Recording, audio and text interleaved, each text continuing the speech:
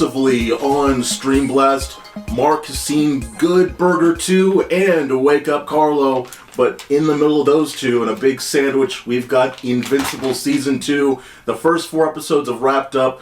We know we're just as sad as everyone else is that it's already gone for the rest of the year, but we will get it, obviously, in 2024 as well. Let's talk about it all right now on StreamBlast. I am one of your hosts, Bryan the Baltimorean. Find me there on Instagram. Find me right here, of course, on StreamBlast, podcast.com. And, of course, my other host, the other host here. Canine Biscuits! Wait, did you take all of them?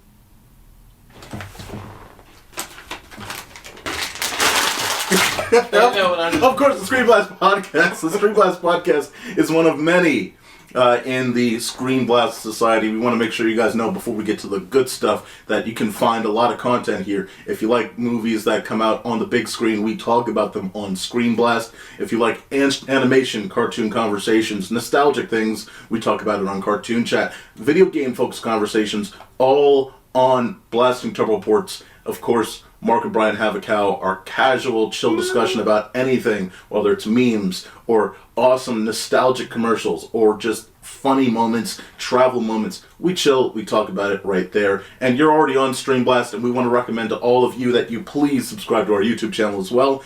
If you please, we need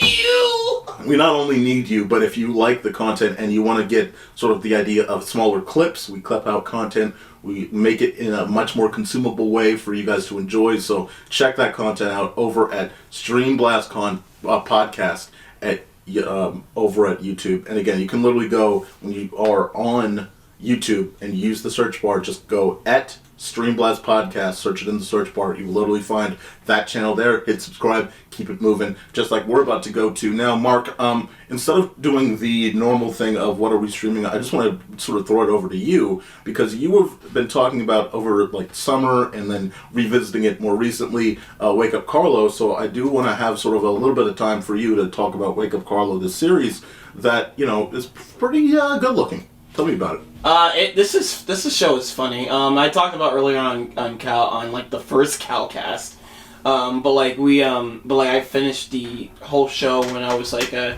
think on my birthday I just like finished like a bunch of shows, like Invincible, Scott Pilgrim, this, and Laserhawk. That was a good day. Check out the Laserhawk episode attached to what did we talk about before that, Mark? Leo. That's right. Booyah. But yes, yeah. But like, this show it's fun. It's weird. It's like it's kind of like Adventure Time. There's like it's a weird universe, but like the weirdness like comes in the form of a punchline to jokes. Where like Adventure Time is more like it was always more like a kid's fantasy. Right. Or it's like, you know, because it's Finn and Jake exploring like this world where like all this, you know, mythical stuff is just normal to them. It's like a kid's fantasy of them like getting excited to like to go into adventure to whatever weird stuff they're gonna get into. You know? Oh yeah, absolutely. Yeah, there was a lot of also just this magic nature of the world, like you said, the world around them. A lot of curiosity about that. You know, it wasn't just the characters; it was the setting that was magical and interesting. And that was the fun thing about the journeys in each of those episodes. You know? Yeah. Like, so the world is kind of like that, where it's like just weirdness on weirdness, but like but a lot of like the weird rules and logic of this world comes out of punchline, and this show is goddamn funny. But like it also has like an interesting story to it. So like, you know, you like the first episode, it's about like all the citizens of this weird like around this weird like mountain are like babies, and like they're just like having fun times, and like it's called the era of fun for no reason. And then like one of the main character Carlos, we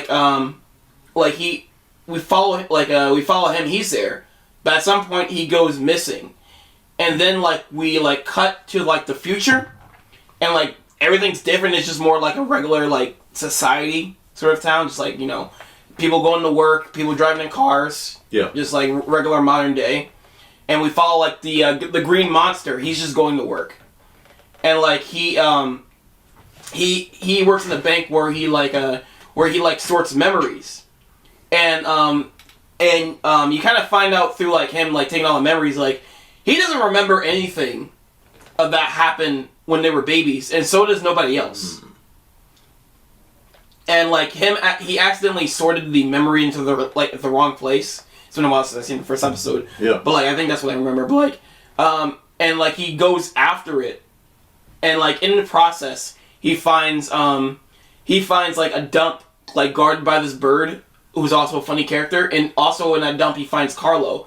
And Carlo is like the only thing that actually jogs his memory back to like the era of Fun for No Reason.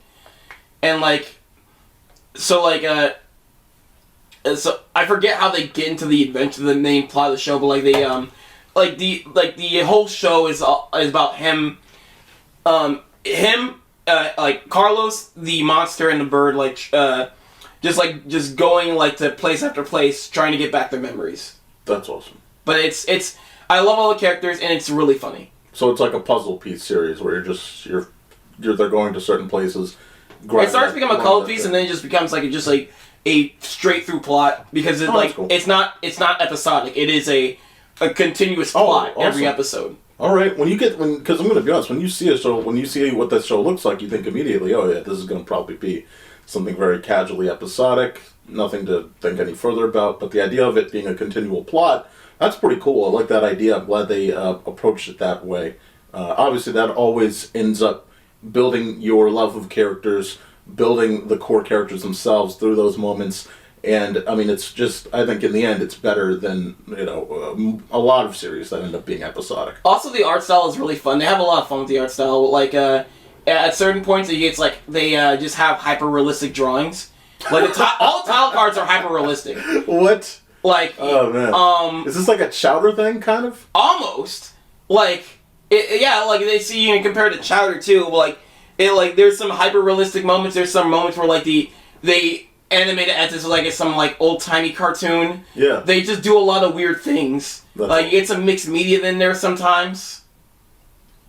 Like, talking about how weird the world is. Like, what's funny? Like, one of the funny punchlines to like the weirdness of the world is like, somebody gets like banished to like a dungeon. Yeah. One of the characters get banished to a dungeon, and they're next to a skeleton, and like the skeleton is just like hanging from the dungeon. That classic. Yeah. Like, up against the wall, sort of. Yeah. And like because like when they said they get banished to the dungeon's actually like a nice like fucking it's like nice one apartment bedroom. What? And it's like and like the skeleton is like, oh no, I just live here. Like the rent here is pretty cheap. Oh my god. Like you want to like he has a fridge and a TV in there and some furniture. That's cool. That's cool right there. That's a good. Again, we've obviously seen quite a few comedies that surprise us. Smiling Friends. This makes me think of obviously, but man, this doesn't immediately make me think of it. But the idea of those jokes, that humor, it's good to see more of that humor out there. It's cool. Also, the animation in the show it's just good. Yeah. There's sometimes it's kind of like they do the Family Guy thing where they'll like for certain jokes, they'll just like have like an animation sequence that has like a ton of fucking frames just for it to look funny. Yeah. Like I love that when shows do that. Absolutely. But like this is also a show you on Netflix put on your watch list. Like I really recommend you should watch the show, Bryan. No, we the previous episode he recommended Laserhawk. I'm definitely gonna check that out now. And you have for the past, I'm gonna be honest, few months you have recommended Carlo over and over and over. Hey, you gotta check this out. Yes. So, I will give this a try. Most likely in like holiday season, January, when we're going to be more on that cool down period, so that I can actually soup up a lot more. Through time. So. There's 12 episodes, but it's not. They're 20? What are they like? The half an hour episodes or what? Yeah, they're half an hour episodes. Yeah, that's nothing. Well, like some of them simple. Some of them are as short as 20 minutes. Some of them are a little bit shorter than 20 minutes. It's like it's whatever time like they feel like. Yeah, that's the other thing about streaming is you're not compounded to be to the exact. But there's some shows that like are streaming exclusive that you still follow the 22 episode format anyway. Yeah, I guess because they're just used to that. Either that or they there's the hope eventually, or the chance that they could be licensed out. You know what I mean? I guess, yeah. I heard like BoJack Horseman was aired on Comedy Central. That's right. That's right. Huh. Yeah. So there's always that potential chance. So, and I'm guessing, and it's more likely that there's that success, or when you move over, or that easy transfer when you obviously make it like a 24-minute episode. Or 22, 23, you know. Anyway, Carlo, go ahead. Yeah, the show, it's 12, there's 12 episodes. Yeah. But, like, the last episode has a weird ending, but, like, I mean, it's not unsatisfying, but it's, like, it's a weird one, but it definitely does leave off into, like, more adventure to where it's, like, okay, I guess they definitely want to make a season 2, so if hopefully Netflix gets them a season 2. I haven't done my research on the show, but maybe there's more episodes that are like in the order that's coming soon, because this did come out this year. That's cool. So maybe there is more episodes like in production down the line. Yeah, you never know with these fucking Netflix shows. No, and that's the unfortunate thing is you want to give Netflix. I want to give Netflix the award of like when I think of what Cartoon Network could have been in the streaming age. I think of Netflix because of how open they are to so many things. The only downside is they can a lot of things rather quickly, even if it looks like there's a potential upside to it. So. A big example is a cartoon I did enjoy on there called Inside. It's an adult cartoon called Inside Job, and they weren't able to finish their story plot because Netflix just canned them, and the creator was on like Twitter and stuff, just like saying like Netflix fucked us. Yeah. Sorry, we can't continue the story. They also have the rights to the stuff, so it's not like they can do this elsewhere. So, they're stuck. And it stinks. That's the one downside is Netflix. I love the fact that they've got the animation slate that they have is unmatched anywhere else, anywhere. And that's probably outside of like Crunchyroll, obviously. Which is more like a distribution thing than what they actually have in-house. Yeah. It's undisputed anywhere else. Maybe Disney, arguably, through their history of content, but it's widespread. But again, the only downside is that a lot of it is stuff that was incomplete or unfinished because Netflix said, all right, we did this for a little bit, but we're kind of not committal to this. It's weird. Sometimes they continue shows. Yeah. Sometimes they just kill them. Like a fun example is Toucan and Birdie. That was a show that premiered on Netflix, and then they killed it off. That's then I guess Adult Swim loved it enough to like get the either have the creator somehow got the rights to bring it over to Adult Swim, but Adult Swim has it now. And so what's weird is like Adult Swim only has the license to season 2 and beyond, and Netflix still only has the license to season 1. And that's definitely something in the contract. So you have to. So if you want to watch all of Toucan and Birdie, you have to have Netflix on your hand, and you have to have Adult Swim on your hand. You don't have to. Yeah, I know. Dumbass, they know where to find cartoons. I think, guys, that'll wrap up this. What are we watching? What we'd recommend. And like Mark said, check out Wake Up Carlo. Good looking show and just a good time had by all. Let's get into the core part of this. Let's go ahead and get into obviously the bigger event of Good Burger 2. The bigger event of fall 2023, and that was the fact that Invincible returned. Of course, met with a little bit of criticism by the fact that it was incomplete incomplete due to now. Of course, the creator wanted to claim that it was because. They just wanted to pause, but it seems like more accurately it was due to all the production strike sort of paused it because, of course, the original series was released all together. So, I just want to say for the record, this guy did not watch Adam Eve. I could have said that, but sure. Yeah. Right. If you want to beat him up, he lives down the street from Wendy's. I just down the street, just like turn the corner, you'll find his house. Anyone that has an afro that's walking like a block away from the Wendy's, go ahead. And by the way, what's great is I don't have any Wendy's near me, so like this. Oh, you just fucking doxed yourself. Now everyone's looking for a place without Wendy's. America, Canada, and the Antarctic. Holy shit! There's like a squad of like fucking hackers like in their bunker, just like. All right, so we've marked every place that doesn't have a Wendy's next to us. Yeah. And we've like dialed it down. Bryan lives here. Get on the ground! It's like just an old lady with nothing on. Like, Where's Swan? a butt-naked lady with nothing on. I don't know who he is. You know, anyway, all right, let's get off of that. But yeah, Invincible season 2. You know, again, when you talk about high benchmarks, obviously Amazon Prime sort of set the benchmark with The Boys. When you talk about, you know, you had the MCU full throttle, you had DC still figuring things out, and it's in the streaming realm. It really looked like, wow, Amazon was really just knocking it out at that same level with The Boys, obviously, in live action, and Invincible in animation. And obviously DC had done a lot really good stuff in animation, but this was just as good, if not better, in many instances. I mean, there's so many moments in season 1 of Invincible that you can just remember in the back of your head that become these moments that will be never forgotten. Of course, just the very end of episode 1 took everyone out by surprise. So the whole run, the journey, the fact that it still was very relatable, the father-son journey of that story, and the ways that things were unraveling slowly was an incredible ride. So season 1 goes down as absolutely one of the most impressive things I've watched in the history of my entire life. So season 2 was highly anticipated by me and by a lot of people, and I will say that I've had a very good time so far. I think that the way that they've unraveled things. You're the only one who did.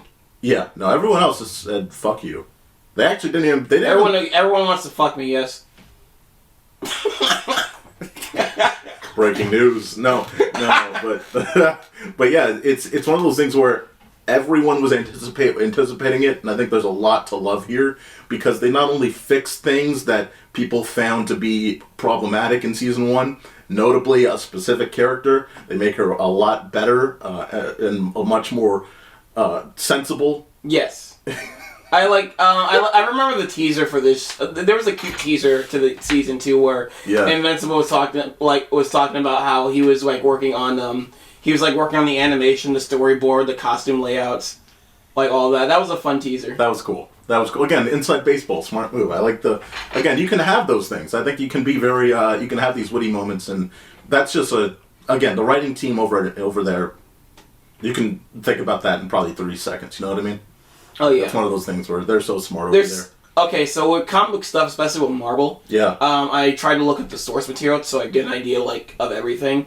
With Invincible, I purposely try to avoid the source material so I don't get any spoilers because I'm enjoying this plot so far. And like the biggest surprise was what happened after episode 1 in the first season. We're talking about spoilers now, people. Oh yeah. So like I'm just letting people know. Fair point. When I first saw the first episode of season 1, I was like, it's just a fucking DC show. Because like there's more violence you get than the fucking There was a bit more violence than like what you'd expect here, but from a broadcast show on Cartoon Network from like the Justice League or anything. Right. But it's like but I was also, used to the DC direct-to-video movies where, like, they have, like, they're mature. Absolutely. They have a lot more violence. They'll be a little bit more gory when the plot needs it to be. Their stories have depth as well. So yeah. So I was like, okay, this is kind of like that. It's like, it's okay. It seems like a fun cartoon. And then, like, the fucking cliffhanger credits happen. Yeah. And I'm like, Jesus fucking Christ! What the fuck? Yeah. And it just, like, leaves it there. I'm like, yeah. What? Yep. And then the second episode just continues. Yep. And, like, they don't get back to it until, like, a little bit later in that episode. I'm like, what the fuck? Again, I love the suspense. Like, I was just in shock. Like, that was beautiful right there. Yep. There was a lot of suspense as well about, like, so many things, but specifically because the idea, of course, that it's like, is he being controlled? Is that actually him? Was that? And then you just get to the end. And but it's like, no, but still. Yeah. But a bunch of big heroes just fucking died. Yeah, because they set it up like this is the Justice League. You're like, these are important characters. You're gonna spend some time with these characters probably in this show, and everyone looks up to them, and they're dead. They're dead. Just get brutally murdered. Yeah, that was nuts. And it's not like they just like die, like some like a small bad thing just happens to them. No, it's they like get eviscerated. You watch them get brutally murdered. Well, there's no coming back.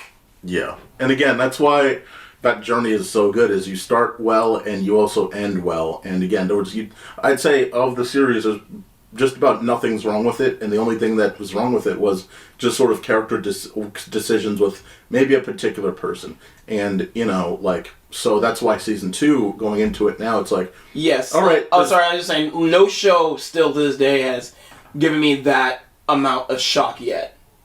Like, as of recently. The closest a show has gotten was Captain Laserhawk, but not to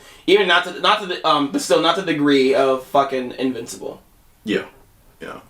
I will say I'm not going to say it's equal, but the John Majors guy, Timely, when he gets when everything they really switch it up when he goes and he has the thing to go to the loom or whatever, and he walks onto that thing and then he just fucking bursts into nothing. That did give me a shock, but nothing compared to the setup at all for the end of episode 1 of season 1, of Invincible.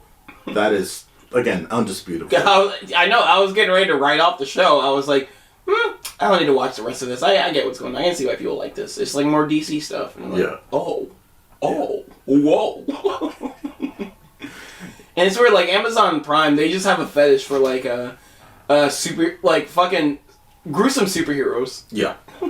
Yeah, with a darker edge, but even darker than something like what DC usually does. Yeah. Yeah, and again, I think that it's crazy that, 10 years ago, people would have thought, there's nothing further than probably what DC does with Batman or something like that, or Joker. Now at this point, it's instantly, it's the boy's invincible. Well, it's now the Amazon Prime shit, it's the example of how these superhero movies should should be written. Not they don't have to be gory or anything, but they should be written as well as these are, because this you take from the besides the boys take out an Invincible, take out the gore, take out the sex. There is still a good story there. There are still good characters there. Severely relatable characters. Yes. In severely relatable situations throughout the whole thing, and that's why again Invincible held so many through that entire first season run and go on again. I will say, like you were saying, I do want to mention, you did talk about this before, you didn't read the comics. Same thing, I didn't want to read anything in anticipation for season 2, and there were a lot of people that we know that just went straight into the comics and were like, or knew the comics at that time. But they were like, man, you were gonna be you won't believe what's gonna happen in season 2. It's well, don't tell me, because I'm gonna fucking wait.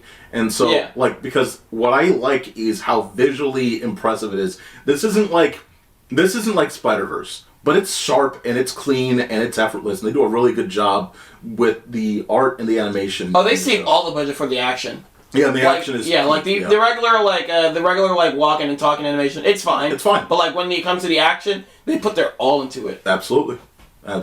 Yeah. And so, it took a couple of years, but here we are, Invincible Season 2, and, I think there's quite a few interesting things that happen. One of the interesting things I do want to mention is I like the fact that we get time to, again, we're in an era now where the Marvel movies, they just zoomed past a lot of the grief, potentially, that a lot of characters would have.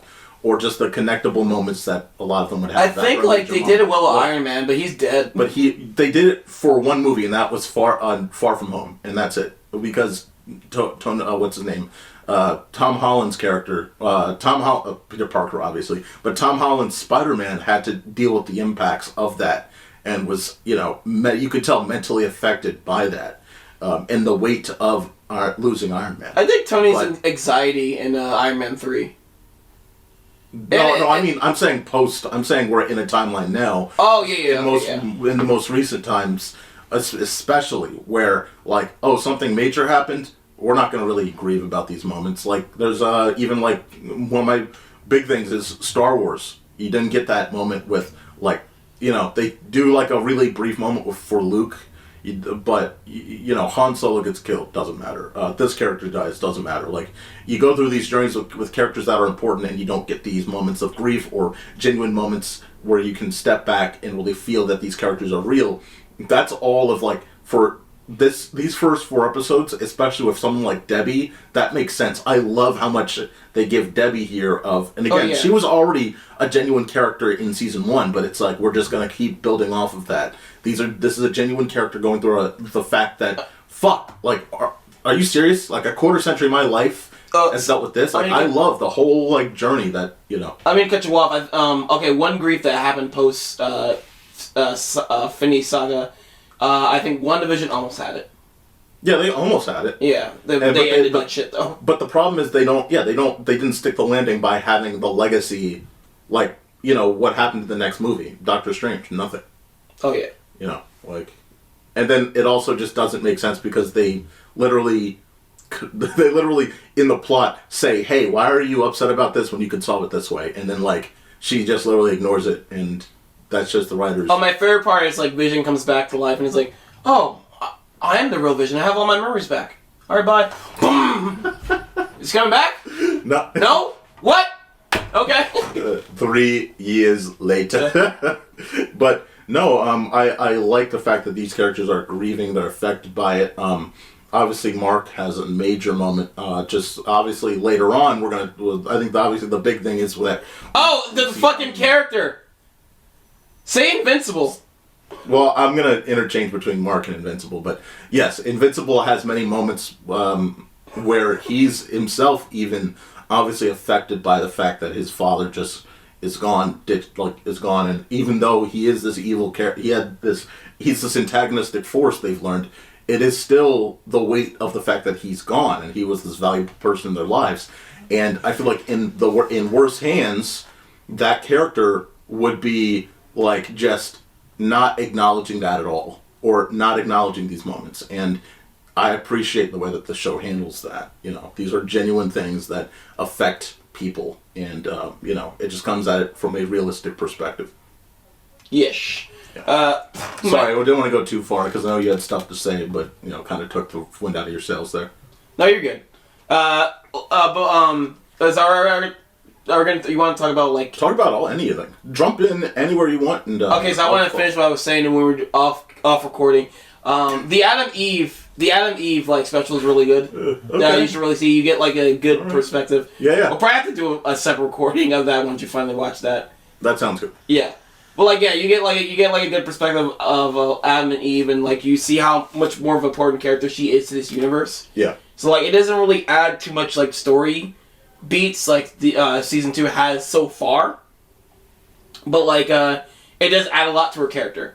Oh, good. And it does happen in the comics from something I've seen, but I just want her and Invincible to get together. I just want her and Invincible to bang. That's the couple I'm rooting for. I'm going to be honest with you. I felt that way more in season 1. It feels like what they've done with Amber in season 2 is they've made her a much more understandable. They have course corrected. That's the thing is once you've course corrected, now I can't root for that as hard because I feel like that's a strong partnership now. At least she's trying to understand him. He's working with her. They're working with what she wants in certain situations, and there's a balance there, and it feels like they are this strong couple. And so, even though I did in season 1, I definitely felt like that. There was a moment where where Adam Eve comes in, and she's like, "Is Mark around?" And I'm going to say Mark because that's what she said. That's what she said. So I'm I am. She was around. But she was like, "Is Mark around?" And the way she was saying it, in front of Mark's girlfriend, I'm like, do you know who you're because she was like, he hasn't been answering his phone, and it was kind of weird. It was as if it wasn't his girlfriend right in front of you. Do you not know how you're showing? She's still clearly into him. Yeah, that's the thing. She's showing the emotion, the emotional sign of I want to either be with him or I want comfort with him. And Amber, who again, I think they course corrected so hard that they literally don't make Amber at all she's not even confrontational anymore. She used to be very confrontational, but in season 1. Here, it feels like if it was season 1 Amber, she would be very confrontational about that. But now it's she's like, no, you're cool, and just kind of that scene ends. But that's it when he's obviously with Omni-Man. So. Well, especially after watching Anime, so just like yeah, she had it hard. I think I do like Mark's and Amber's relationship, but I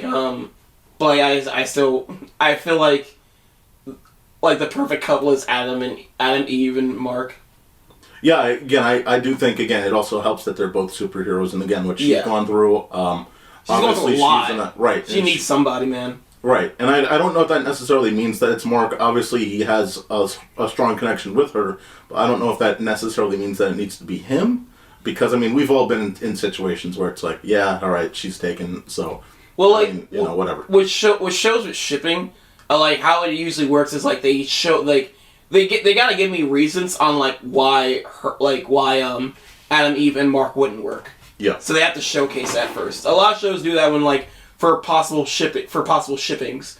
I can't think of any examples right now, but they'll just have an episode where the two characters that people are shipping that are not meant to be together, they'll have some kind of connection, and you'll see in that connection it wouldn't really fly by in a relationship.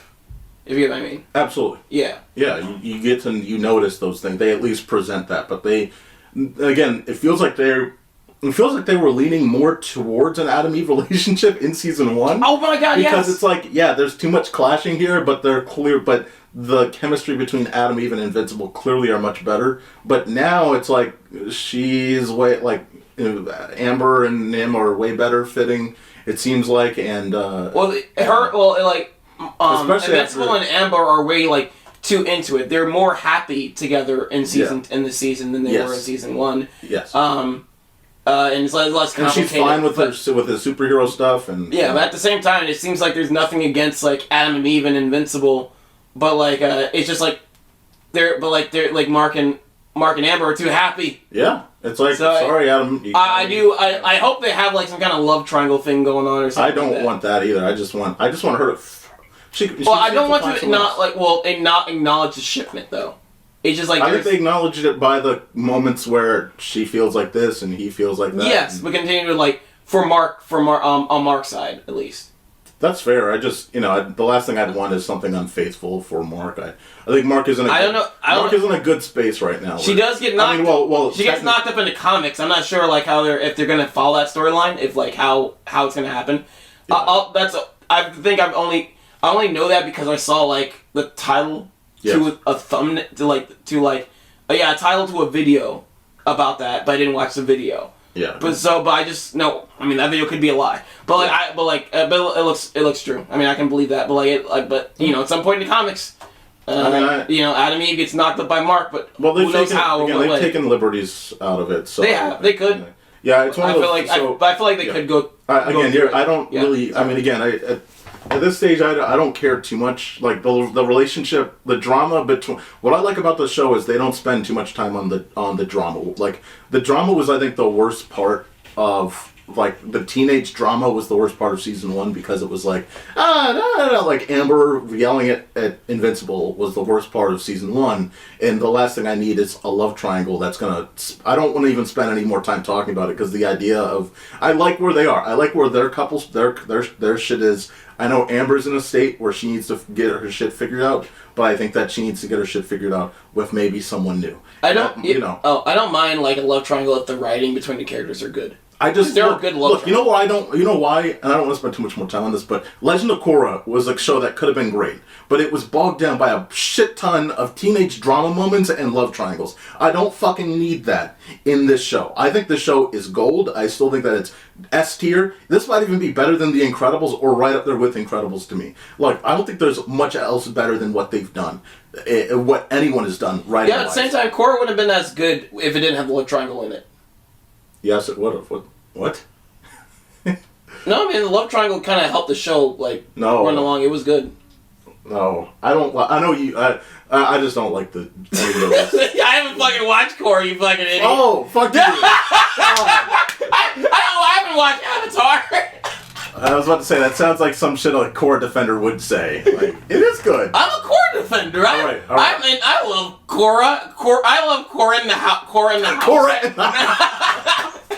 All right, getting up. So, what do you think about? I'm surprised how firmly you were believing that. So, what? All right, moving off of this because I did want to move off of the whole relationship drama shit. What do you think about Angstrom Levy? I like Kang the Conqueror here. I think it's great, and they just knock it out in 3 seconds. But now, obviously, it's something that I don't know if he predates Kang the Conqueror. He probably doesn't. No, he doesn't. But it's one of those things where it's like it's almost like, hey, what if we did this, but we did it way better in less time, and then obviously it's going to impact something later on or maybe not, because what's funny is they give us the space dog in episode 4, I think. Yes. Oh no, 3, and so you think, because he says I'm from another dimension. So at first I'm like, does that have to do with Levy? But he's not actually from another dimension. I know, that's what I thought too. So I think that literally all of that off-brand, all of the Kang shit is just done. I think it's like, it happened, it's over, boom. Obviously the twins are still around, but other than that, like it's funny. Like I do love the fact that it's just like, that happened, and we just snuffed it out. Like, yeah. Oh no, they're gonna come back to me because in the from what I heard, so that is what I heard through, I mean, they could do a different interpretation, but what I heard through the zeitgeist, because I'm not looking up fucking comic book shit, but like that, it's a big event in the Invincible comic itself because it also involves crossovers between Spider-Man and Batman. From what I heard, the fuck, there is like that is official. Like that, because the whole universe... Well, in the comics, it's... Yes. Okay. I mean, because they probably won't do they probably won't get the other IPs, but there'll probably be, like, some kind of universe-merging bullshit happening. So, like, because... Well, actually, I guess it's not... It's technically will be a big deal because, of course, we see the other Levi, in a different dimension where they're working... Where Invincible and Omni-Man work together. We've seen one where Invincible is being captured or was captured. Like, we see these different. By the way, that was a great introduction. I did not know what was going on. That was great. Yes. I was like, what the wait? Oh shit! Like, how did he join the side? Is this a dream sequence or some shit? Yeah, that was again gold tier. There's also there was another moment where what's his name?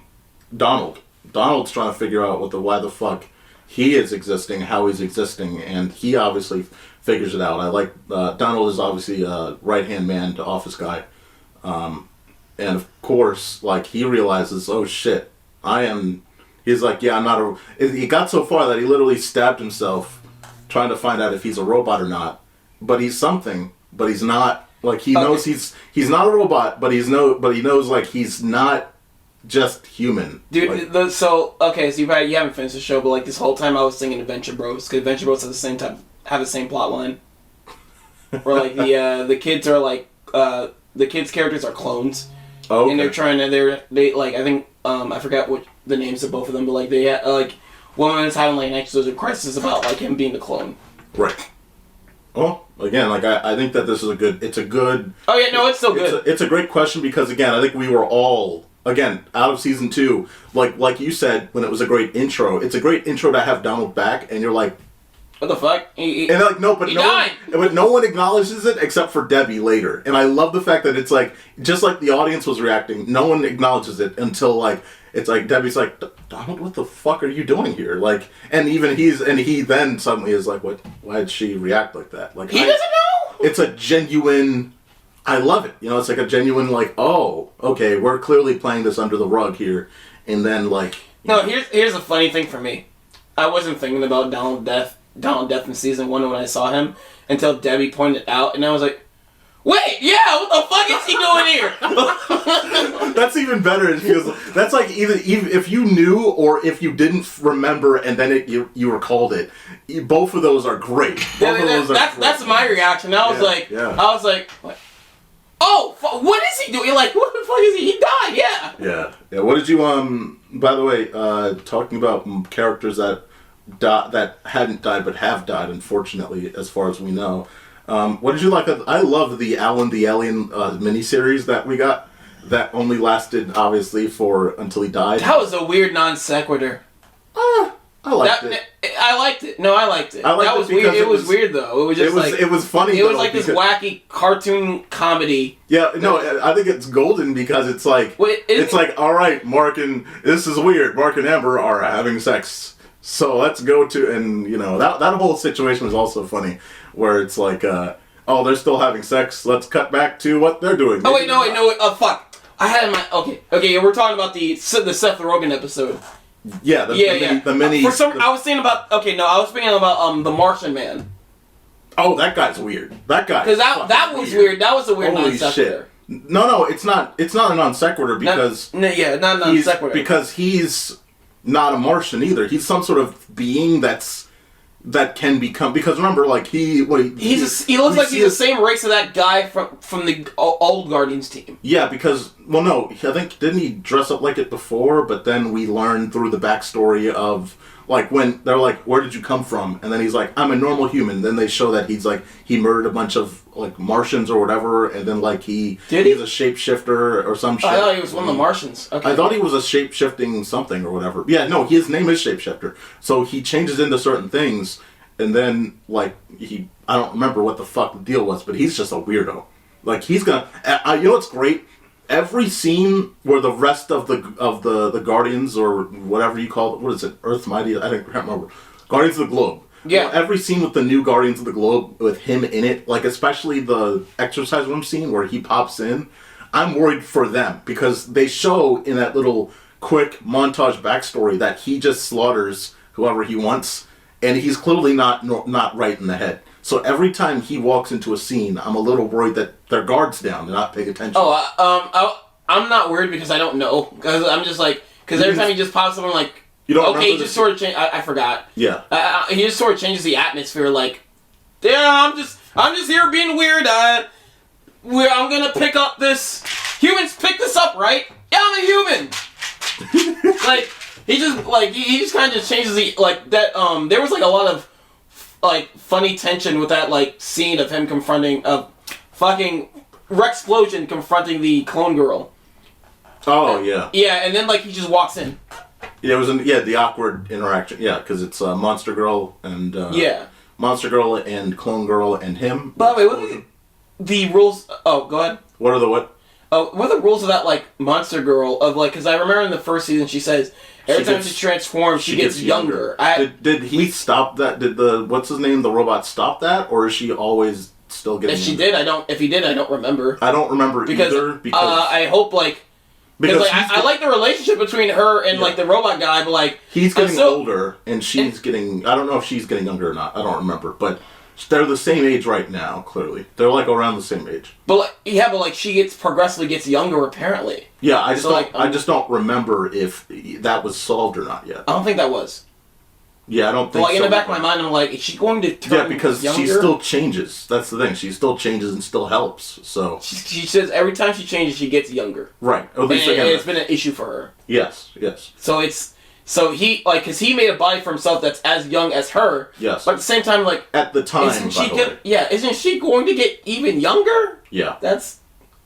Yeah, I don't. It's concerning. I do like what they. Even though it's minor, again, like Guardians of the Globe aren't as important as they were, obviously, in Season 1 at the moment because we're dealing with Mark's mom, we're dealing with Mark, we're dealing with his relationship with Amber, we're dealing with the shit that ends up happening in space. So they take a back seat, they become secondary characters. But I do like the fact that what they have with God damn it, I lost my train of thought.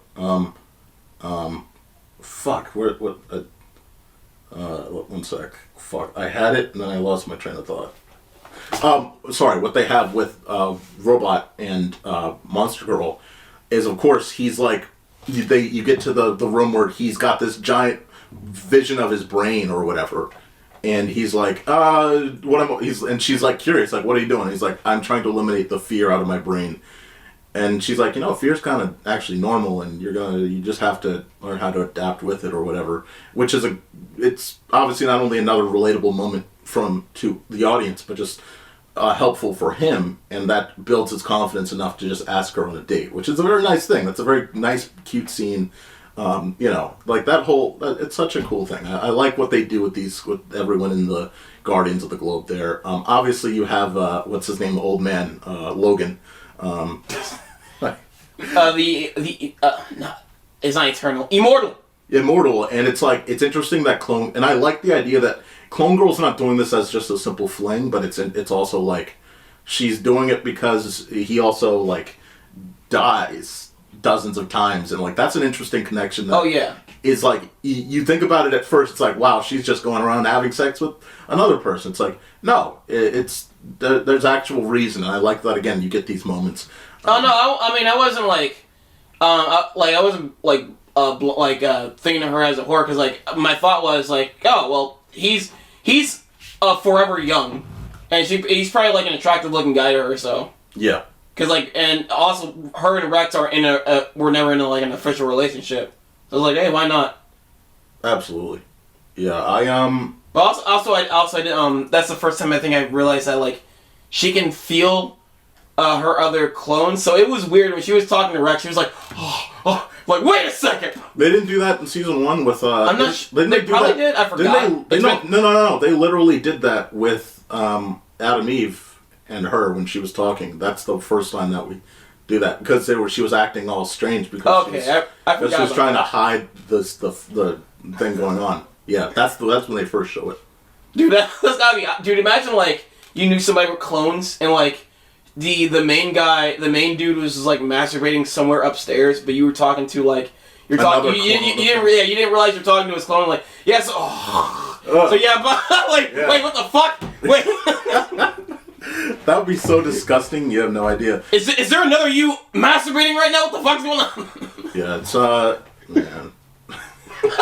It's so gross.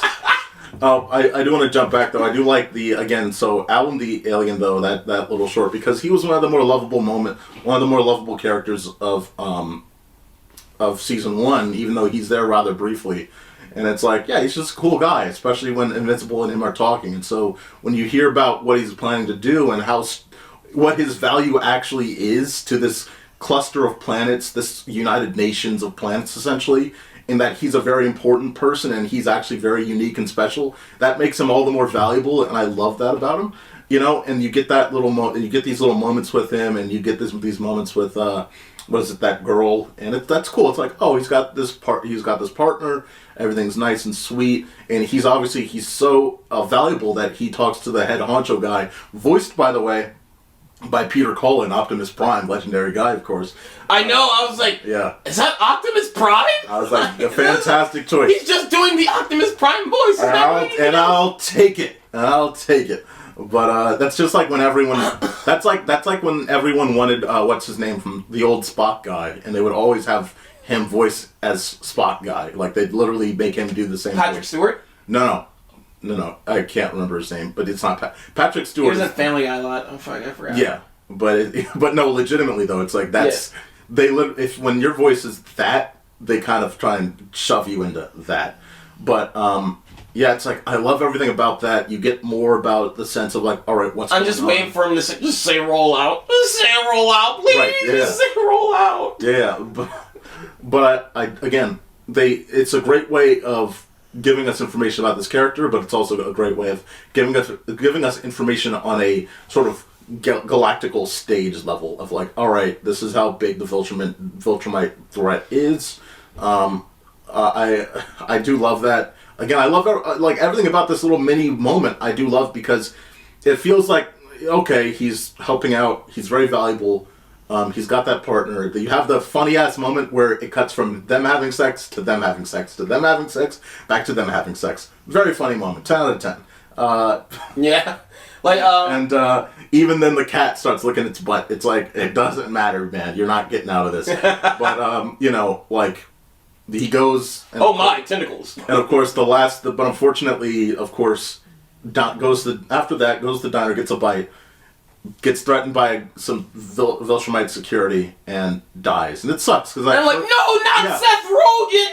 At first, I thought like, damn, I thought like he was gonna fight or something, but instead he just holds back, and it's respectable. He holds back his information for the good of the rest of the team, only to realize that Optimus Prime guy, Peter Cullen, is literally on the side. I had a feeling it had to be somebody close. It's either the girl or him. I thought it was gonna be the girl. I'm gonna be honest with you. Yeah, I thought it was going to be the girl, 100%. I thought it was going to be the girl, but they had to have a talk. I was like, no, it's too obvious at this point. It's him. Yeah. It's not, because it can't be that easy. Yeah, that was unfortunate. Yeah. I was like, dude, oh no, he's getting killed. Ah, like this whole like the whole last season, I was just scared of Omni-Man. I was like, okay, Omni-Man's the biggest threat. I'm just scared of him. Absolutely. This season, I'm like, oh fuck, I am scared of those fucking Viltrumites. And that's more present than ever when we get to the last episode, and we just see how at their peak how good they are. Oh, yeah, like now I'm wondering, like, okay, we have because like the fucking multiverse guy. Yeah. I was scared of what the possibilities of what threat he can be to Invincible. But like now, like, okay, how the fuck are these situations gonna collide? Right. So is he going to like? is the Viltrumites gonna beat the shit out of the multiverse guy? Right. Or the multiverse guy is going to have like some kind of shit on the Viltrumites? Because I feel like those stories are not going to be separate. They're going to collide at some point. Definitely. They have to. I mean, just because of the way that they're introducing things. And I'm sure just as witty, as brilliant as those writers are, they'll have a way of integrating those things. Or brilliant as the comic book writers are if they have to adapt something. Yeah, that's true. That's true. Like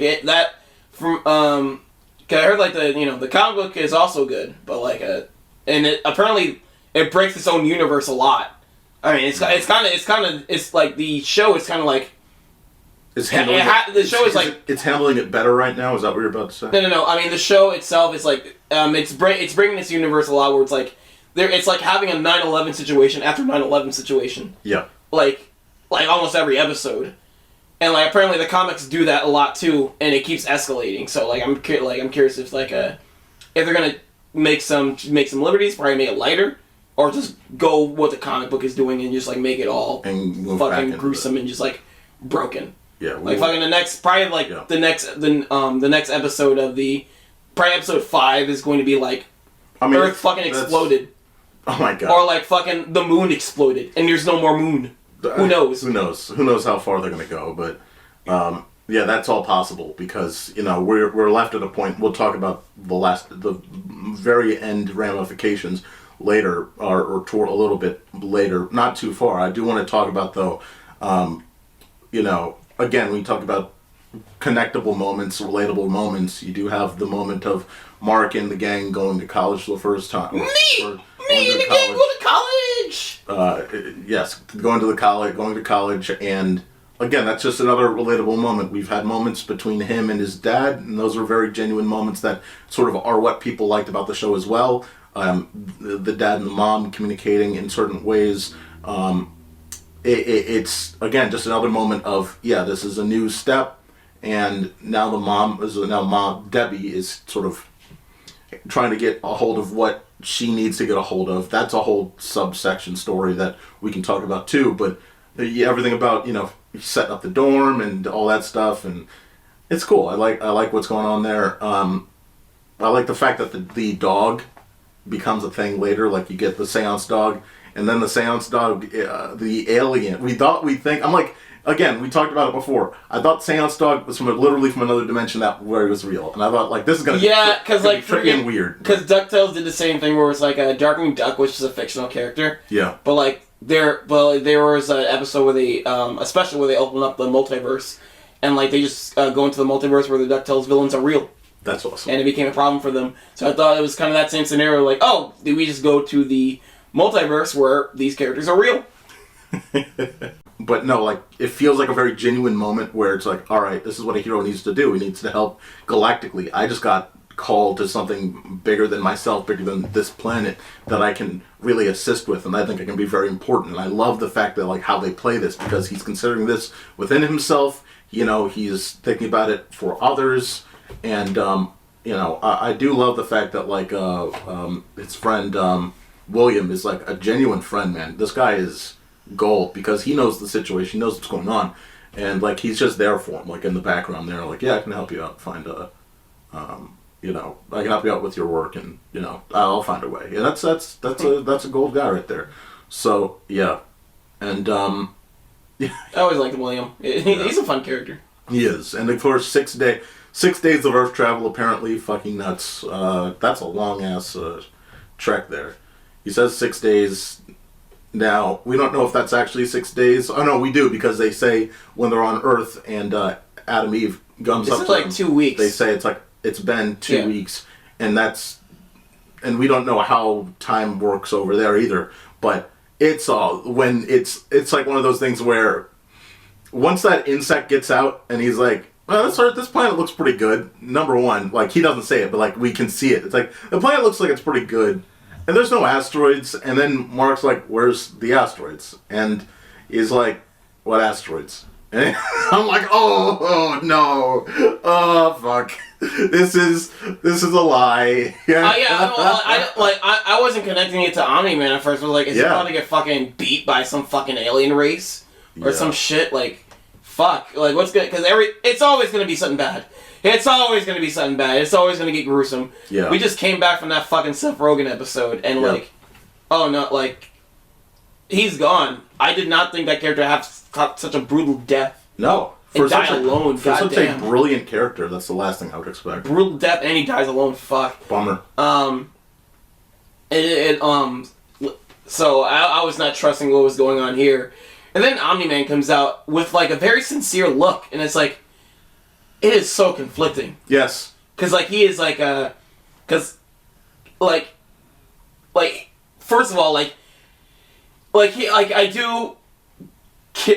do feel for him where, like, he gets, like, he fucking, you know, like, he warmed up to Mark, he kind of regrets some of the things he did, but at the same time, he caused 9/11 like a billion times. You're underselling. You're missing. So yeah, we see him, and then the literal beginning of the next episode is we see what happens between him leaving Earth, like his emotional state after that, through where we see him obviously at the beginning of that last episode, episode 4. Yeah, dude, this dude like did like 10 9/11s in one night. Yeah, like he's a brutal character. He's a brutal guy. He's an asshole. You know, and I love, again, like, I don't like drama, but the frustration from Mark was all honest and bold and beautiful, and he just got it all out, and I love it. He starts by hugging him, and then he lets it out. Yes, that's also it. Like, it's frustration, but it's like the hug, I missed you, but also like anger. And the thing that I think gets me is like, holy shit, Omni-Man still doesn't fuck you. Like, he's still all Viltrumite, because he just goes up to Mark. He's like, "Hey, son, so I've got another kid," and like the whole thing is, I want you to help raise this kid. And it's like, and he's like, and I love Mark's what the fuck, like like what? You don't know, like he's trying to do his wrong. No, to do right by your wrong, just go away. Like I have a real world scenario with that. There's this peanut head guy we know. Yeah. That everyone hates. Yes. And like everyone just like hated him. We fucking disassociated ourselves. Looks like Mr. Planters. And then like recently he like started coming back. He's like, I'm trying to redo my right because everyone fucking hates me. Yeah. And it's like, no, we're not just like, how about here? It's cool that you apologize, but the best thing you can do is just accept. Fuck off. Just fuck off. No. Yeah, let me finish. Like, it's cool that you apologize, but like the best thing you can do is just accept that no one forgives you. Like, it's still important to apologize, but you do have to accept that no one's going to forgive you, and then go away. Yes. That's it. And fuck off forever. Yeah. That's it. That's all you can do. Especially don't lie about the fact that everyone's on your side again and try to get them lumped in to help you. Fuck you. Anyway, no, I think what also does... So, it's not fuck you. The line was, you gotta be fucking kidding me. Yeah. And again, that was like... No, he did say fuck you before he's flying off. He said fuck you, right. But he said, you gotta be fucking kidding me when he's like... It's like... And I think it's such an audience connective moment because you see the new wife and you see the new kid and you're like, what? Are you fucking kidding me? Like, this guy literally just did the same thing. And he's acting so blind as if like, no, I didn't just do that. No, it's totally just... No, Mark, this is not the same thing. This is different. And it's like, no, bitch, what do you mean? And so, like, it doesn't help that at the same time, Debbie is totally broken, and she's like, she's literally, like, at a point of, like, considering suicide. She's looking at, like, potentially jumping off. Oh my god, I feel so bad for Debbie. I'm just like... But at the same time, that's the thing, it's at the same time, you got Omni-Man over here. Yeah, and this is my wife. Look at my wife. And here's my kids. It's like, Oh, because it makes it worse because we're seeing, like, this whole show, I was like, who's gonna help Debbie, please? Yeah. Someone help this lady. I want to go into the TV and just like rub her back and say, it's going to be all right. Yes. It's like, I feel she's like going through the worst constantly. And I'm just like, fuck, cause like she was asking Mark if she needed vacations. I think Mark should have just took the vacation with her or something like that. Yeah, that's just the thing. Mark needs to spend time with her. Yeah, and that's just the thing of like a teenager. That's just a teenager just reacting in like a honest way of like he doesn't realize it. He doesn't realize the place that he could be in that moment of help.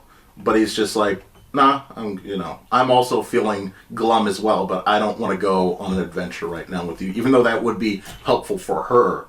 It's not what would be helpful to him, what he thinks at least. Dude, after the show has been like fucking punching the shit out of you and you got like 2 black eyes, and it's like you think like the beating stops because Debbie finally gets to that convention with like that's the name for it. That was like like episode 2, 3. She's like she's getting help. Intervention from, there. She's getting not help, intervention. She's getting help from the Flash's character. The Flash's the now dead Flash's wife, who is also in mourning, obviously. He's not Flash, folks. He's just fake Flash. I know. It is what it is. Let me honest. But so she goes to that group.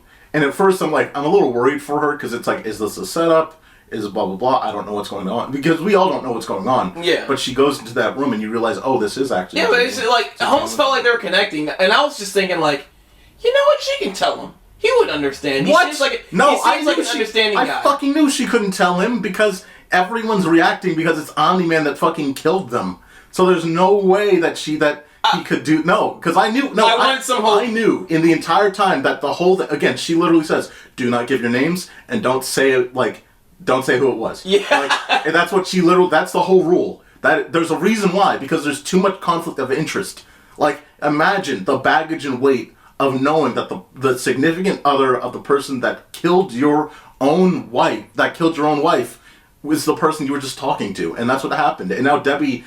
Just because she was having... Yeah, I feel you, but she just spilled the beans too much, not realizing she was doing Too soon, too. Too soon, too. Not realizing that, it was too much for the guy to handle, just because, genuinely, it's a big loss. And... I thought the worst that can happen is, he just walks away, I just can't. But, no, he just goes hardcore, fuck you. You deserve to be miserable, you piece of shit. That's what I expected. I'm like, damn, dude! I expected that. Because, again, all that anger, it's there's nowhere that... All those people, there's no real place to vent that anger except through the communication of release. And so let's say that for months they've been just doing that. And now you finally have the person that's closest to Omni-Man right here. And, you've just been bottling all this... I realize that now after he flips out, but I was fuck. Yeah, it sucks, but it's that's why when Debbie literally said a couple, when she was at the bar and she started drip feeding a little more information, I'm like, stop, because I knew this is not going to end good. And of course it gets to the point where it's hey, don't even go to this support group. And now she's lost that potential tether, which looked like it was going to be a good thing for her. So, she can't expose anything to anyone. I do love that one of her older friends comes in, or I think it's one of the neighbors or friends, I can't remember. He comes in, Alan, and, it's hey man, you're better. You were the Rock here, not him. You were the Rock. He wasn't here usually. You did this a lot, and you are a very valuable person. He really did help her out, and I do appreciate that there was at least someone, because again, you can't just leave Debbie before the end of episode 4 in a place of no one else is helping her. It is if you told me your ex-boyfriend Bryan was Jeffrey Epstein. Why Jeffrey Epstein? What the fuck? I was going to say Osama bin Laden, but I wanted more money. You could have just said, what if Megan Fox killed 12 people, but instead you chose a real person that's a dude? What the fuck's wrong with that? What the fuck? It sounds funny, Ronnie. Anyway, bitch, go ahead, continue. You're gonna drag me into fucking Osama bin Laden's, loins. Fucking asshole. Brian's ex-boyfriend was Osama bin Laden. Oh my god. But yeah, that would be a crazy situation. It's I would never, but I would know that I would never say that, though. I would never, hey, so you remember the Twin Towers? Yeah, he was... that's the thing, is I think she was just a little too drunk, and she had it obviously all bottled in, but... it's just one of those things that you can't really stop in that moment, but you want it to. You want, you need someone to shake her and say, like, hey, remember, don't say it, and she said it. Like, so. Did she lose her shoes? I remember she walked home barefoot. Yeah, she walked home barefoot. God damn. Yeah. So it's one of those things where it's like, again, like, it's just like, that was a very scary moment because it's a character that we all care about. It's a person that we would very much want to be in the best case scenario. And we also know that Mark is off-world, so that also is a big problem. I know Mark is dealing with a lot, but like he's at least doing better than her, because like he's at least talking to friends. He's at least confronting like the. Well, at the moment, he literally was talking with. It was weird because again, there was A plot, B plot. He was talking to the new wife of Omni-Man, and it's like, well, I'm just here, and look, I loved him. It's like I don't care. I appreciate the. He saved me. Yeah, it's like cool, but like that's probably something he's done 1 billion times. He's probably knocked up 1 billion. He's probably like done this 1 billion times. So like he did say he could, like when he was beating the fuck out of like Mark in the first season. He's like, I can just make another. What's another 18 years? Yeah, and like that's what he's doing. Yeah. Like, come on. And the awareness is like the thing that kills me. It's like he has no. It's like he doesn't. That's how you know it's like he's not human at all. Like he's a psychopath because he's like, or at least the Viltrumite mindset of psychopath, where it's just like I don't care, I'm just gonna do what I want. And there's moments where clearly that humanistic side comes back for a moment, but clearly sometimes it feels like he's going through the motions of what he thinks is accurate, and then there's the genuine truth. Oh yeah, I couldn't want to go to that one scene where Mark was working for his name's Spectre? I forgot the... Yeah, you're talking about the government guy. Yeah. Yeah. Yeah, he went to, like, the world's version of, Gotham, and, like, he was meeting, like, very weird. That very world's weird. version of, like, the new Nightwing. And, like, he took him to, like, a weird dimension. I was, like, wondering what that was, because we already have a multiverse guy. Yeah. And was that a multiverse, or did he have a power or something? That was weird. Absolutely. It felt like that felt literally like the end to Across the Spider-Verse, where it's like, oh, this guy has... I do like the idea of like, yeah, there are legacy characters to the characters that we saw in the beginning, the Guardians of the Globe. Yeah. Now, obviously, we learned that obviously one of them is not actually the Martians, like in any relative form, anything related to the Martian, but it's given that impression in the beginning, like, yeah, he is related in some way to the Martian, but no. But Darkwing, it's like, or whatever, Darkwing has some associate, and that's cool. Like, I like that idea. Obviously, they're going to need as much help as they can get if this Viltrumite force is coming. So, yeah. One other thing I do want to bring up as well is, before we get to the fight, of course, the final fight that's most important. At the end of that fight, and throughout the series, throughout little moments, they kind of sprinkle this in. Debbie doesn't want the book sales of Omni-Man's book. It's like, okay, I don't know why they're referencing this.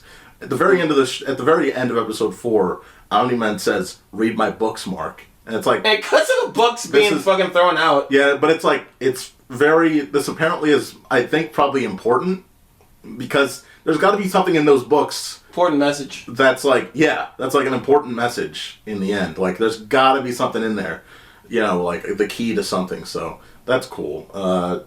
It's kind of, it kind of was the funniest shit ever though. Like, he's like getting locked up, got his ass beat. 5 seconds later, read my book, smart. Like, that's.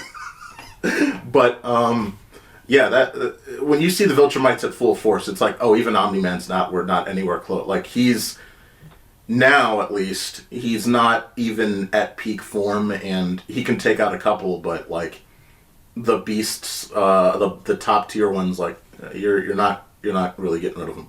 That's a tough cookie right there. That's gonna be a tough battle for any person.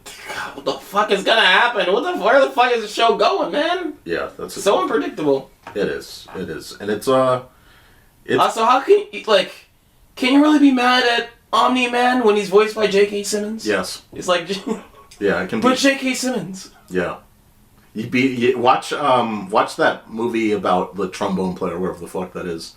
Can't remember that orchestra movie, and you're gonna hate him.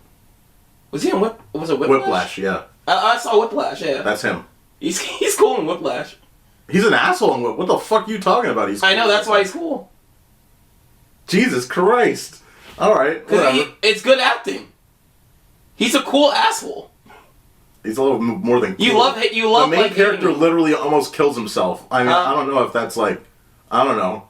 I'm saying, well, his acting is cool. I mean, it wasn't bad acting. No, it's great acting. Yes, like, that's why it was cool. But I didn't say the character was cool. I said it was cool. His fucking acting of being an asshole. No, all I'm saying is like, you know, like Robert De Niro's character in Killers of the Flower Moon, how he literally is the guy that sets all the Native Americans up to essentially die, and he takes that. Like, yeah, I still like Robert De Niro, but I can hate him at least in my head for a moment because of that role.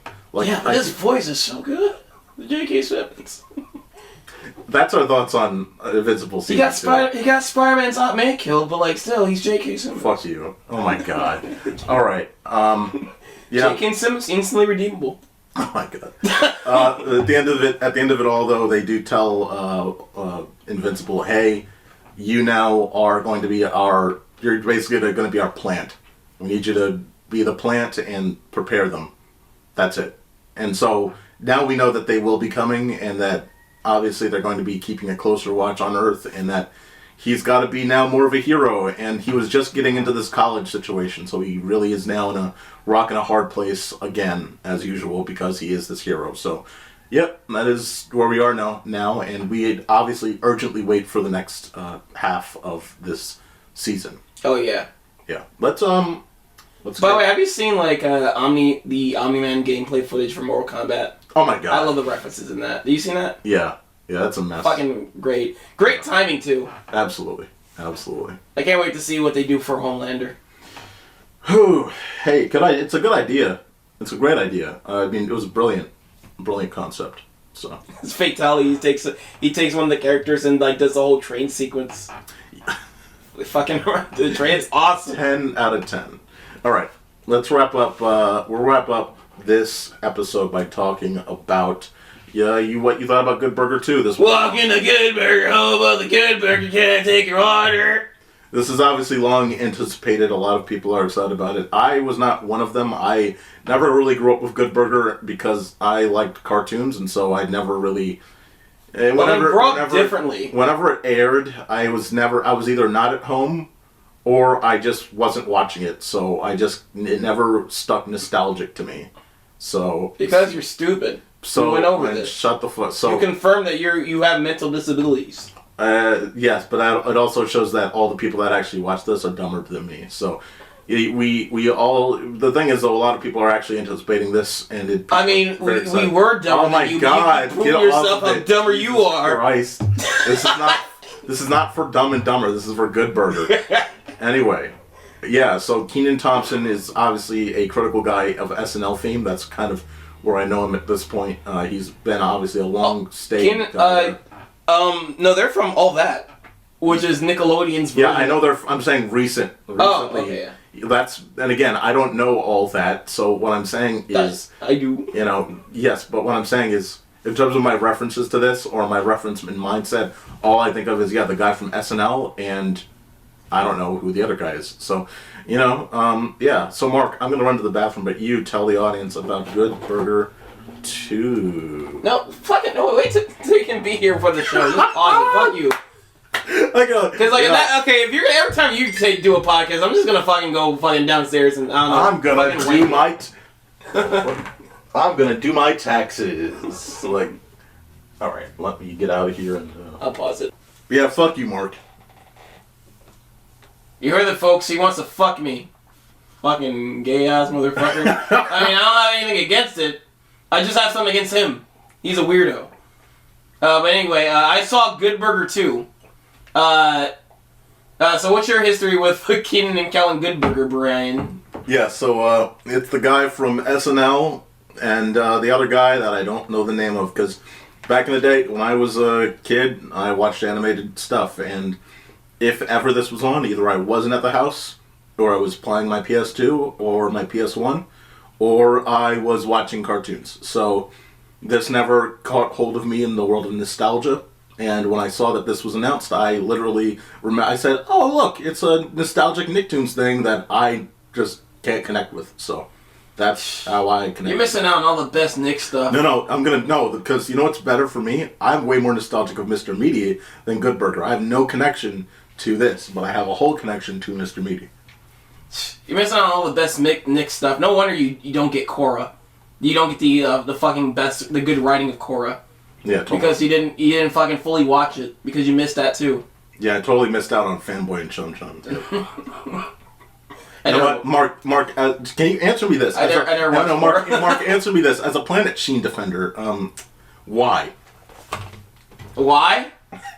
Why? Hold on. Why are you Googling cast or StreamBlast? I pressed the pause button. I just pressed resume. So.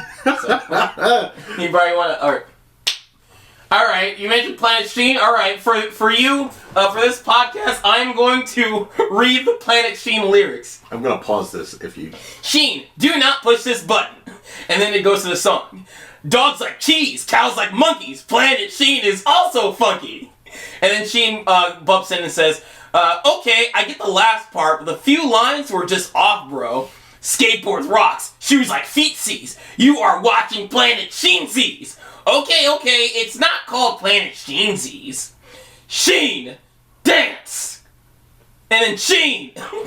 And then he goes, one of the characters goes, you know what they say, Sheen? It ain't a party until someone breaks a turn. Shake it, Sheen.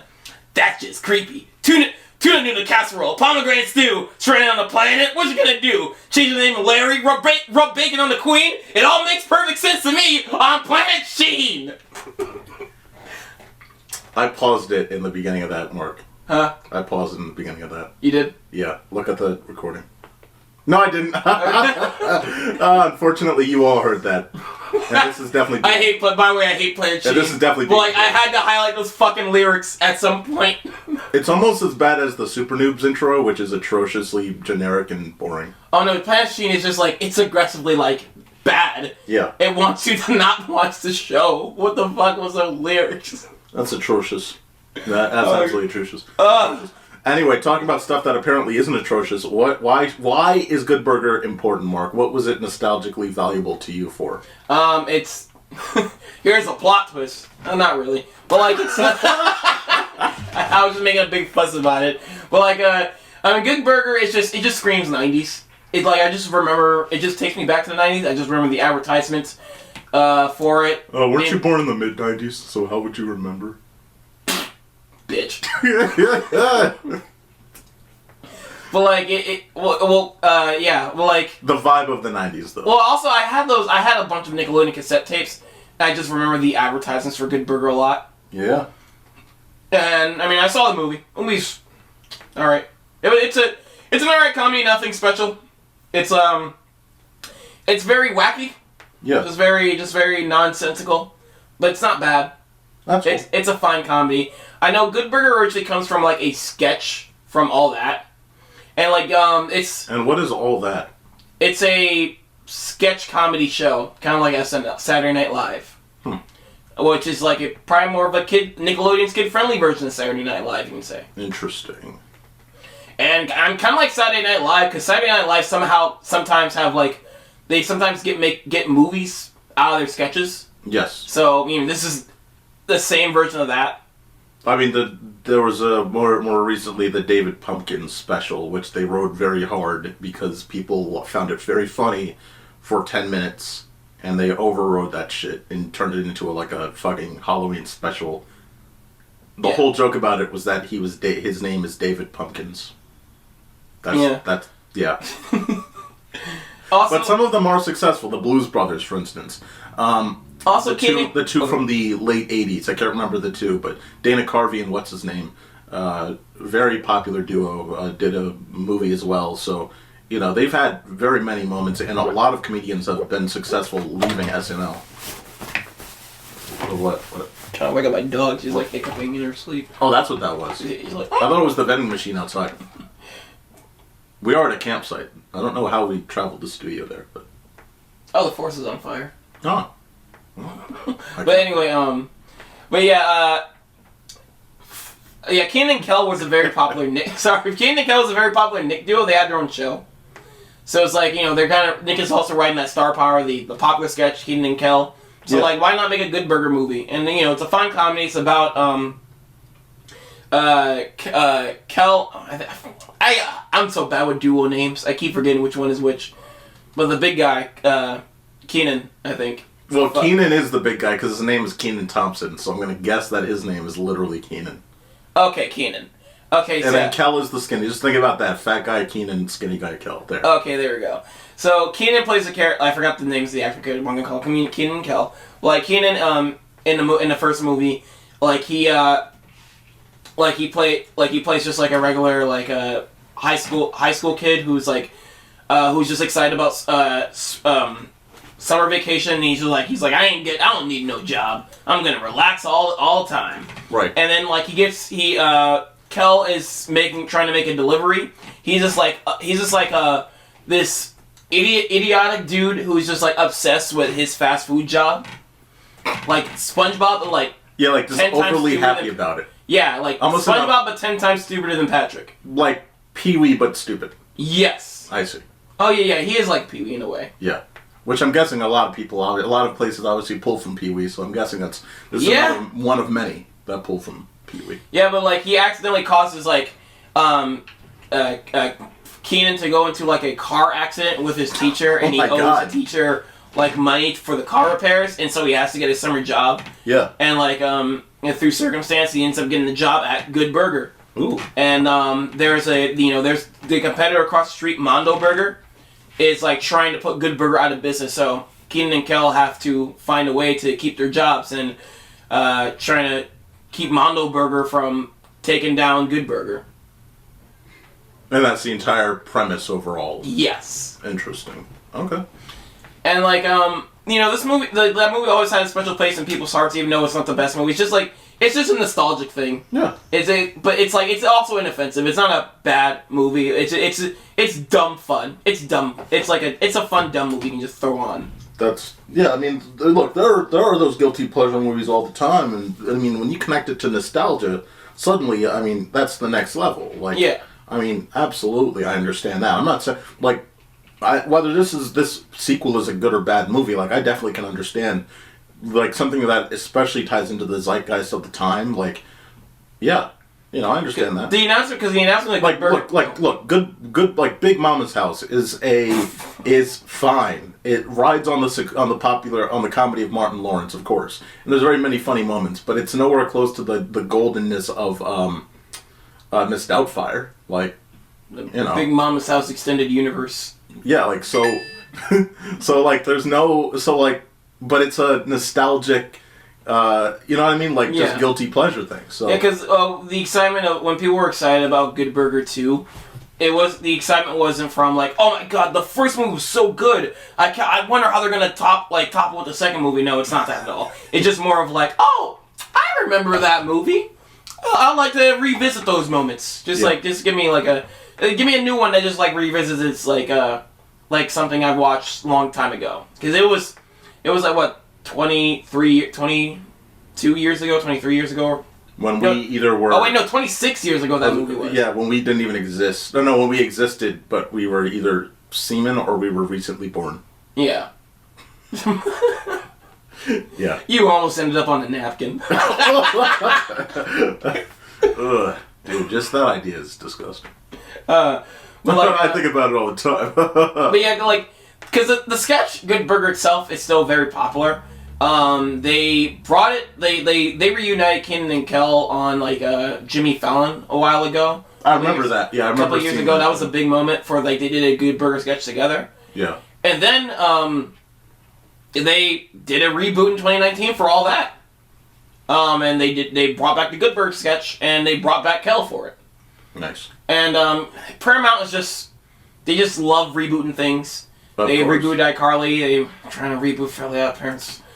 Alpha. And they should stay away from that property. Yeah, we talked about it on the last episode, but look, Paramount Plus is one of many streaming services that are just desperately trying to find ways to make money, and they're riding obviously on nostalgia. Disney Plus is doing the same thing too.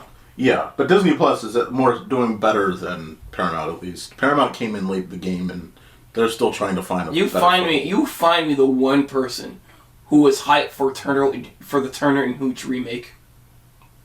What platform was that on? Oh Disney, God, that Disney oh Plus. Jesus, Turner and Hooch is an old fucking movie. No, the one that originally starred Tom Hanks, but now starred Josh Peck, yes. Peck. That awful idea. Who the fuck thought of that? I don't know. Maybe they won have the IP last Who or the something. fuck thought of that, man? But Turner and Hooch remake. Someone needs to literally get the fucking. They spent money on it. So in Napoleon, they have the guillotine where they slash people's heads off. That's one thing they show in the Napoleon movie. That person needs literally to have the guillotine slice their head off for that dumbass. I think it's already happened with most of the people at Disney. Most likely. Like already at this point. Yeah, I'm sure it's either their heads are replaced with AI. That's what happens. Yeah. And the Paramount Plus they also rebooted Beavis and Butthead, which is successful. Great shit. That's a good one. Great shit. We have to get the gang together and watch the new Beavis and Butthead movie. Yeah. Like please, one day. That movie is so great. Sounds good. And the show is fantastic too. They're still in the talks of rebooting even more shit. Right. I know one of them is Daria. They want to reboot the Daria show. That's right. Which again, I mean, I don't like that they keep trying to touch these things that are timeless. I tell you, in a different timeline, we would be on season 3 of the Drake and Josh reboot if Drake Bell didn't fuck up his life so much. Oh, fuck yeah. 100%. 100%. I'm pretty sure Disney's trying to wash their hands of that too. Like, he wasn't Spider-Man. That didn't happen. We never cast him as Spider-Man. That's not a Spider-Man. Yeah. No, not at all. Not once. The Spider-Verse should have had a scene where, there's one Spider-Man that died. Brutally. Yeah, that's an unfortunate little misstep that you can't prevent. It's one of those things you can't, But either way, yeah. Well, I mean, Nick and Disney with their sitcoms, they always try to, it's like, gotta find ways to juice it up. And again, that goes back to the nostalgia that we keep talking about, where, that's why when it was like the That's So Raven reboot happened. Raven's Home. Raven's Home, it was like, yeah, I remember That's So Raven, and I remember a lot of the Disney sitcoms, and like you said, when you talked about them, they were background noise. They were filler. They were filler that literally would just occupy your brain as you were watching it, but not enough to. And I did watch an episode of Raven's Home. I wasn't really I was waiting for my flight at the airport, and I just thought I'll just watch one episode, and it was like, I wasn't bored, but I wasn't entertained. It was just I was just like, oh, I just watched that. Okay. I watched a little bit of iCarly as well, and I realized, oh, I don't need to watch this anymore. I have way more options now. Bye. Literally, that's what happened. Watch the new iCarly. I watched the new iCarly, and I was like, ooh, oh, this isn't. Oh, look at them, they're old. And then I watched for 5 minutes, and the jokes weren't too funny, and I was like, yeah. Why? Wait a minute, I'm not stuck to 3 cable channels anymore. What the fuck am I doing? And I just left. Why do I need to watch this? It's fine. Yeah, this is Good Burger is just another example of trying to write off nostalgia. Yeah, this is just one of their many remakes Paramount is just trying to write off of. Absolutely. And understandable it is just making money nowadays. People just want to regurgitate IPs. Yeah, gotta find what works. Mm-hmm. So it's just gotta keep going on. But hey, if you make it good, I won't complain. When you make it bad, I will complain. So. Yeah, so tell us about Good Burger 2 here. You've watched it. I haven't. I don't have any reason to watch it or interest. Even if you said it was. We can pause the podcast right now. We can watch both right now. That's a good point. Let's pause it now. Wait, 1 sec. All right, so we're back. I didn't watch it, but Mark, you can go ahead and tell us what you. I just went home and masturbated. Yes. Tell us about Good Burger 2, man. It's just a fine sequel. It's fine. It's all right. I wasn't excited about it. I was just like, hey, Good Burger. If I have the time, I'll just watch it. Fuck it. Because I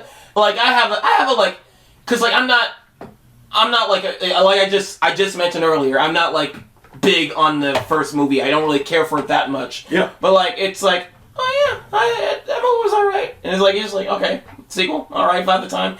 And I had the time, so I just fucking went through it, and it was yeah, it's the plot of it is Keenan is a fucking a kind of a money scamming not a money scamming but not a scam. What? He's a bad businessman. where he tries to do some great get rich quick schemes. He's Butters. That don't He's work. Butters from that the pandemic episode. Is that what you're saying? Is he? Remember when forgot. Butters from the future when he's scamming people? Well, he's not scamming. Okay. But he is like He's on the borderline though. It sounds like. I guess he's just making bad business decisions. Like he made like a liquid that's unburnable. Right. And he does a press conference with anybody to prove it. He sprays his whole house in the unburnable liquid. Oh my god, no. And he sets his house on fire. And just to prove his confidence, he also put fireworks inside the house. Of course, the house catches on fire. Of course. And the fireworks go off. Yeah. And now the money he borrowed for that fucking stunt, he owes money. And his family's not talking to him. Nobody's talking to him. The only person he's going through his contacts to see where he can sleep or who can help him. Yep. The only person he has left he can talk to is Kel from his old job at Good Burger. My god. So he finds Kel and he finds out Kel actually now owns Good Burger. Oh. Okay. Because what was really popular was his secret sauce in the first movie. Mm. And that's what really got people going to Good Burger over Mondo Burger. Right. And he's still, him and his secret sauce is still very popular. And these business people keep coming to Good Burger and trying to get him to sell it or something. Yeah, get him to sell it or franchise it. Mm-hmm. And then oh, by the way, after Keenan talks to Kel, they have a reunion. They're like, "Hey, you can come work at Good Burger," and he's like, "All right, I need the money." With the businessman, after they attempt to sell the idea to Kel, they try to sell it to Keenan to say hey, can you convince Kel to sell Good Burger into a franchise? It will give you a lot of money. I'm like, ooh, I like money. So he talks to Kel, and Kel is like, well, I wasn't sure about it, but I trust you because you're my best friend. Right. And after they have a whole a presentation party for the fact that they saw the franchise, because they told them everyone's getting raises, everything's gonna be better, and Kel gets to keep the life he wants if he sells off the property. Right. After they do that, the business guy is like, well, you're all fired, no one's getting raises, and I'm shutting Good Burger down. Get off my property. Right. And now everyone is just mad at Keenan again. Damn. And then there's I'm gonna keep the spoiler free because there's yeah, fuck it. But I'll just say what it is. Yeah. But I'm just gonna say my whole piece for this right now is it's a fine movie. It's a fine comedy. Cool. You only watch it if you have some nostalgia from Good Burger 1. Okay. It's one of those where it's only if you connect with it personally through the nostalgia of the first one, you're really going to enjoy it. It's kind of like people that, I'd say this sounds very much like Coming to America 2, which I think is actually a bad, not even an okay, it's okay, it's not even good, it's an okay thing. But if you watch Coming to America 1, you're probably going to like to a little more than someone that's just going in blind. Because there's some jokes that were ha, that was funny, that was pretty charming. Right. Nothing that's pretty big or fucking too memorable, but it wasn't that. There's some that was a failed joke. There was but it wasn't too many cringy moments. It wasn't bad, but it's just okay. But it's just it's on its own. It's not that much worth. It's not worth anything of a comedy. Yeah. But it does get the vibes from the first one correct. Okay. It does bring back a lot of references to the first one very well. I heard there's a lot of celebrities too, apparently, that make appearances. Yeah, there's a lot of celebrity cameos. Yeah. There's a celebrity cutaway gag that didn't really hit, where a bunch of celebrities are just doing a Bring Good Burger Back song. And it's the same, and I'm this is the same kind of joke South Park did, but not as funny because it's, I guess because it's not animated or something. It's just not, yeah. And, that didn't hit. But it's, I didn't regret watching it. This was a fine comedy. That's cool. I enjoyed the vibe. I enjoyed seeing Good Burger, and they still got it. Yeah. This is the only one of the few duos Paramount or Viacom can bank on, because I'm pretty sure they wish they like Drake Bell didn't like fuck up his career, because like they would Drake and Josh reboot with like a Drake Bell that didn't fuck up his career. A Drake and Josh reboot so Drake and would Josh sell reboot, a lot to 2,000 kids. Well, it would sell to me too. They also have Ned's Declassified, which that group, I love that they're on social media like, hey, we're waiting. Whenever you want to give us the green light. That would sell a lot to 2,000 kids too. That's what's so funny. It's like people are like, yeah, we want this, and Paramount is just like, yeah, we're passing on this. But they're like, they got a podcast. They're like, grasping for straws at this point. They're like, gonna have. But everyone is like, hey, we would like this, and they're like, nah, let's not. Like, it's a weird choice. Weird choice. Because again, I do think they have bankable stars.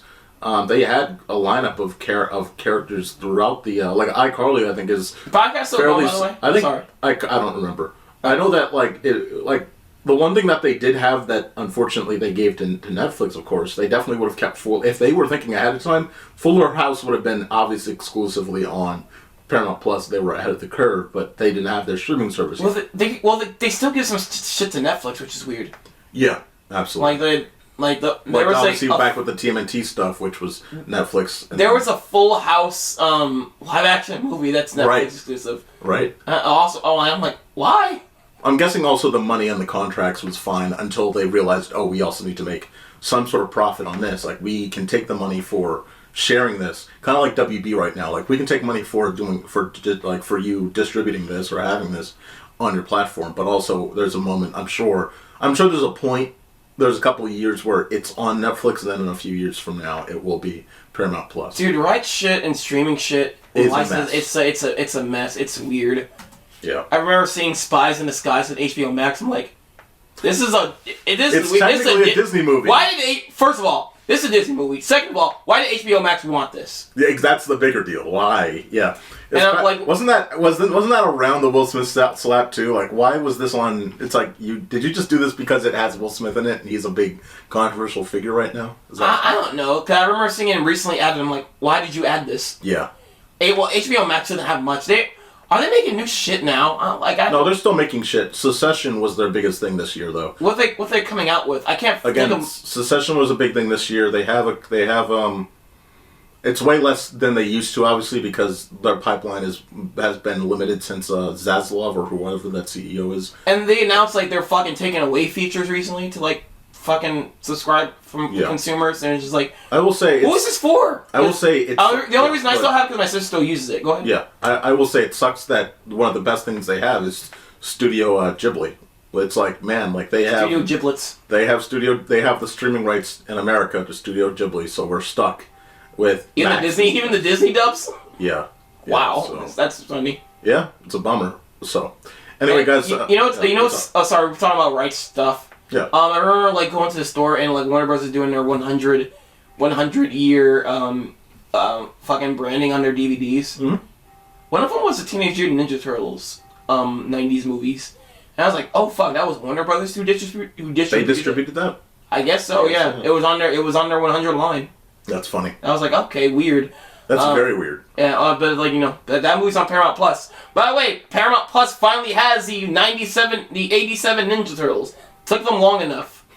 Hey. It took them, and they only have the first 2 seasons. Do they have all the Mission Impossibles yet? Remember how they have them all. I watched them all on there. Okay. Well, gotcha.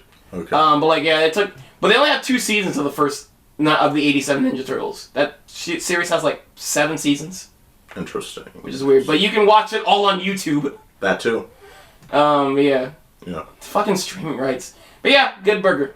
It's whatevs. You can watch it. It's good. It's all right. Find it on Paramount Plus if you really want to see it.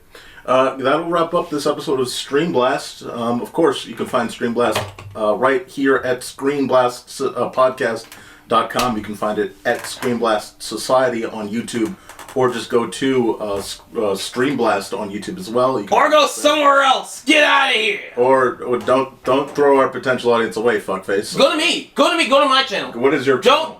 Don't subscribe to ScreenBlast. If you're thinking about subscribing to ScreenBlast, subscribe to me instead and make me money. This is a brilliant idea. Because if you come to here, if you go here, we have to share it. I need full profits to live. Mark, you're making $5 million a year off your fucking Waco beach. I need full profits! Where can they find your shit, fuckface? I'm not fuckface! K9 Business, that's K9BISKUTS.com. Of course, you can find me at themocracy.com, ATHEMOCRACY.com. You can find me at Bryan the Baltimorean on Instagram. Of course, last but not least, you can find me a part of the StreamBlast Society right here at StreamBlastPodcast.com, or either, like I said before, on YouTube, your favorite podcast service, or of course, right on Spotify. We appreciate you for watching. And of course, Mark, take them away. Don't go to him! Go to me! Full profits! This is StreamBlast! Logging out, everybody!